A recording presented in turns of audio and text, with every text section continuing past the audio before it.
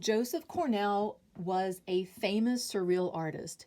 Some of his most well-known works of art are his shadow boxes. Here's an example that I'm going to demonstrate how to make today. Your first step is to find a box which you want to build your shadow box in. Shoe boxes are probably the best thing that you could use. Here's another little package that I just cut the lid off of. You could even, if you wanted, take a food package and come in and cut the front of that off.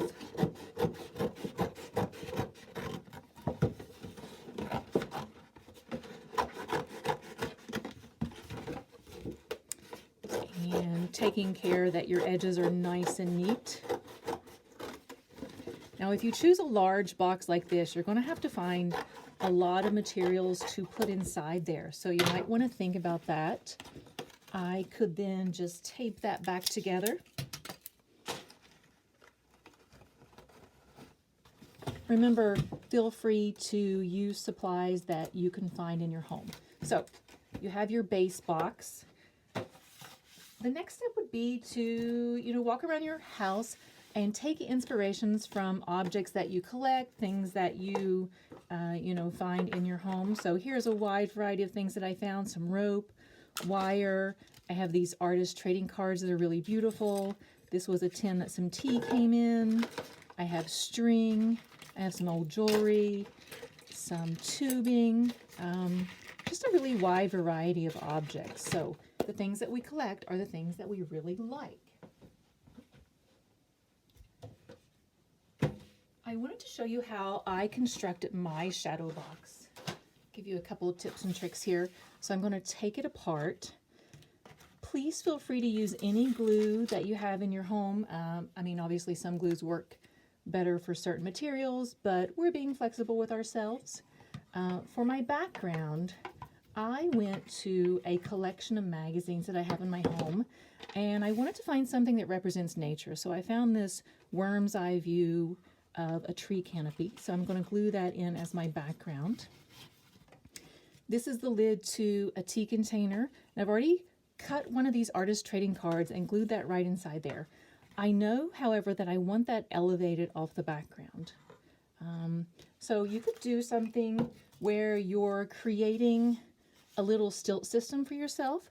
I cut a bunch of little squares and I could glue those together until I get the desired height that I'm going for. So you can see that's pretty thick.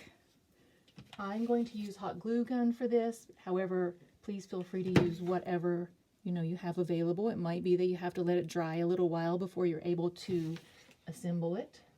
Elmer's glue would work fine for this as well. It would just take a little while to dry. All right, I'm checking placement. I don't want it smack dab in the middle. I sort of want it off-centered like that.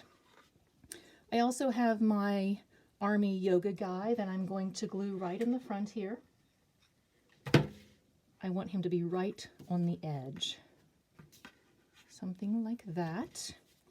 I also collect fortune cookies. So I found this fortune that I like. It says, "Winners forget they're in a race, they just love to run."